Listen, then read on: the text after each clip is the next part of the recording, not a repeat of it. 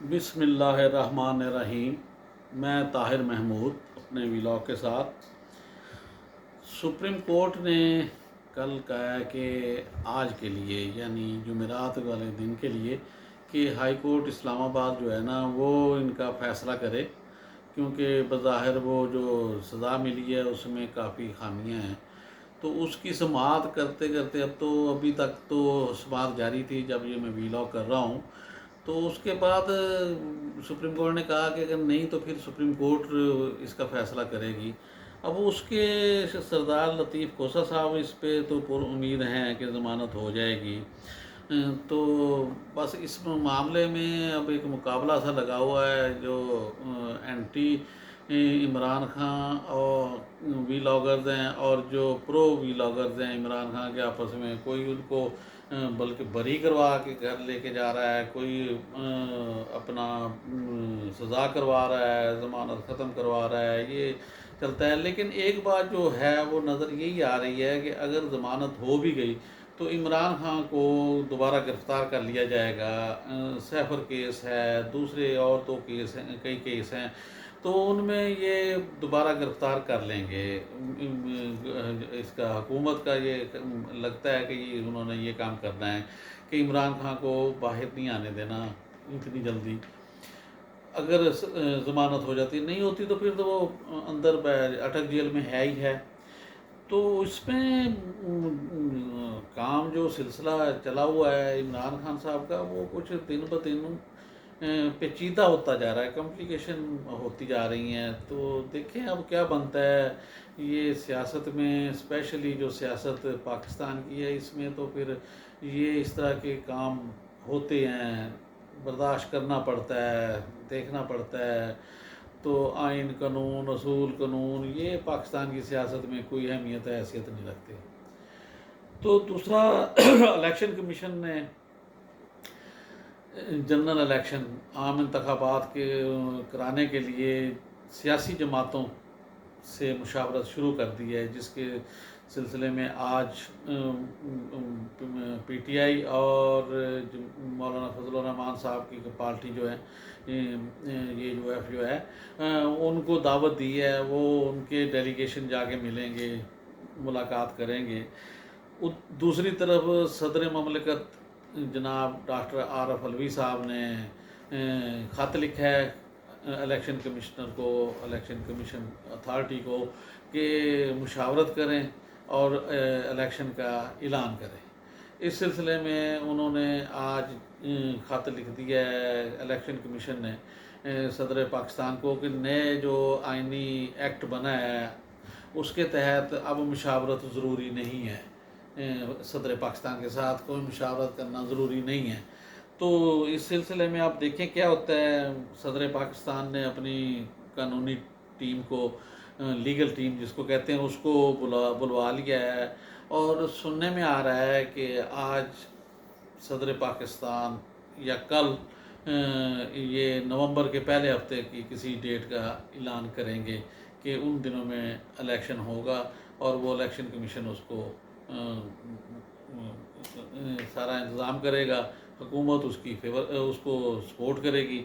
تو یہ سلسلے میں مشاورت تو کی نہیں ہے الیکشن کمشنر نے، نہ الیکشن کمیشن کے کسی باڈی کے کسی ممبران نے تو کسی نے کی تو نہیں ہے۔ اب دیکھیں کیا بنتا ہے۔ باقی جو الیکشن ہے، الیکشن کا تو اب کوئی سمجھ نہیں آتی۔ صدر پاکستان صاحب کہتے ہیں، high court, Punjab high court نے بھی کہا ہے کہ 90 دن سے آگے نہیں جانا چاہیے۔ یہ کوئی اچانک اسمبلیاں نہیں توڑی گئی، یہ قومی اسمبلی تو ٹائم پہ ٹوٹی ہے، اس کے لیے تیار رہنا چاہیے تھا۔ جس طرح عدالت کے ریمارکس ہوتے ہیں وہ دیے ہیں۔ اب لیکن الیکشن ہوتے نظر اس لیے نہیں آ رہا ہے کہ وہ پہلے دن سے کہہ دیا ہے کہ جی مردم شماری، نئی مردم شماری کے تحت کرانے ہیں، اور سیٹیں جو ہیں آگے پیچھے ہو جائیں گی، کم ہوں گی یا بڑھ جائیں گی۔ تو بڑھنی ہے، کم کیوں ہونی ہے، آبادی بڑھ رہی ہے۔ تو وہ یہ ساری چیزیں دیکھتے ہوئے الیکشن تو اب نظر نہیں آ رہا ہے۔ فروری میں کہتے ہیں، میں کہتا ہوں مئی میں بھی نظر نہیں آ رہا ہے، 2024 مئی میں، کیونکہ یہ حلقہ بندیاں، پھر اس پہ اعتراضات، پھر اس کے جو فیصلہ کرنا، پھر اس کی اپیل کرنا، کسی ایک دو چار حلقہ بندیوں کے حلقوں کے لوگ چلے گئے عدالتوں میں تو پھر وہاں بھی کوئی مہینہ 2 مہینے تو لگ جاتے ہیں. تو اس لیے الیکشن کچھ لیٹ ہوتے جاتے نظر آ رہے ہیں کہ لیٹ ہی ہوں گے اس کی. اور انہوں نے ملاقات سے بھی انکار اسی لیے کیا ہے الیکشن کمیشن کی اتھارٹی نے، الیکشن کمیشن نے، کہ وہ نئی آئینی تو ترمیم نہیں ہے، وہ ایکٹ بنا ہے اس کے تحت نہیں ہے. اب اس کا ایک ہی حل ہے، وہ یہی ہے کہ نہ سپریم کورٹ اس ایکٹ کو ختم کر دے تو پھر صدر پاکستان کے پاس اختیار آ جائے گا، پھر الیکشن کمیشن بھی جائے گا سارے، پھر وہ جو الیکشن کروانے کی اتھارٹی صدر کے پاس ہے وہ دوبارہ مل جائے گی صدر کو، تو پھر شاید کوئی مسئلے کا حل نکل آئے. تو اس میں اب دیکھتے ہیں. سنا ہے پی ٹی آئی والے پی ٹی آئی والے جو ہے نا وہ جا کے عدالت سپریم کورٹ چلے گئے ہیں، وہاں سے وہ اس چیز کو رٹ دائر کر رہے ہیں. تو اب دیکھتے ہیں سپریم کورٹ کا فیصلہ کیا آتا ہے اور کیا ہوتا ہے. تو پرویز خٹک جلسہ کیا ہے، وہ غبارے سے ہوا نکل گئی ہے. وہ اتنا بڑا جلسہ نہیں تھا لیکن چلو ہو گیا، لیکن اس کے علاوہ کسی نے کوئی جوائن نہیں کیا پرویز خٹک کو، وہی جو ان کے اپنے ہیں، بلکہ جن کو یہ لے کے بھی گئے ہیں ان میں سے بھی بعض جو ہیں وہ کہہ رہے ہیں کہ ہمارا ان سے کوئی تعلق نہیں ہے، ہم نے اس کے لیے کوئی ایسی حکمت عملی تیار نہیں کی کہ ہم تحریک انصاف، پاکستان تحریک انصاف پارلیمنٹیرین میں چلے جائیں. ابھی تک تو نہیں سوچا، لیکن وہ پرویز خٹک صاحب تو خیر بڑی بڑی باتیں کرتے ہیں کہ نہ جی عمران خان کو میں نے وزیر اعظم بنوایا، یہ کیا وہ کیا. یہ سارے سیاستدان اپنی اپنی وہ اہمیت جگاتے ہیں، یہ تو کوئی نئی بات نہیں ہے. اب سننے میں آ رہا ہے کہ جی سائفر کے سلسلے میں وعدہ معاف گواہ اسد عمر صاحب کو بنا رہے ہیں، مطلب کہہ رہے ہیں بننے کے لیے.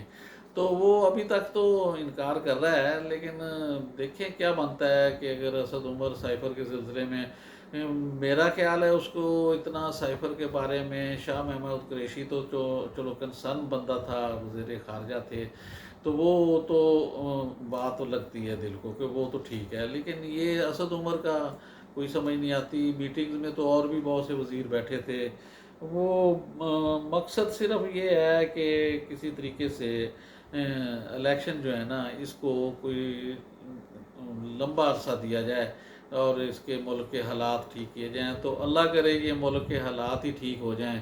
ہم تو یہی دعا کرتے ہیں کہ چلو الیکشن بھلے کوئی 10 سال بھی نہیں ہوتے تو نہ ہوں، کوئی ہو جو اس ملک کو کنٹرول کرے، مہنگائی کم کرے، ڈالر کم کرے، ہر چیز میں. اب حقیقت یہ ہے کہ جو مڈل کلاس فیملیز ہیں، جس طرح ہم لوگ جس طرح اب 60 to 70% تو مڈل کلاس، 20-30% مڈل کلاس ہے، 40 کے قریب، 50-55 کے درمیان ہے. تو جو پریویلیج کلاس ہے وہ تو 5-10-15% ہے، وہ تو ہمیشہ سے ہے، ہمیشہ سے رہے گی. یہ امیری غریبی کا جو اصول قانون جو ہے امیری غریبی کا، یہ تو شروع سے آ رہا ہے. یہ تو آج سے 2000 4000 5000 7000 سال کی ہسٹری اٹھا کے دیکھیں تو ہر دور میں امیر بھی تھے، غریب بھی تھے، مزدور بھی تھے، مطلب اس حساب سے ان دنوں کے صنعت کار بھی تھے، سرمایہ دار بھی تھے. تو یہ کام چلتا ہے، لیکن اللہ کرے زیادہ سے زیادہ لوگوں کو سہولیات مل جائیں. دعا گو ہیں. السلام علیکم.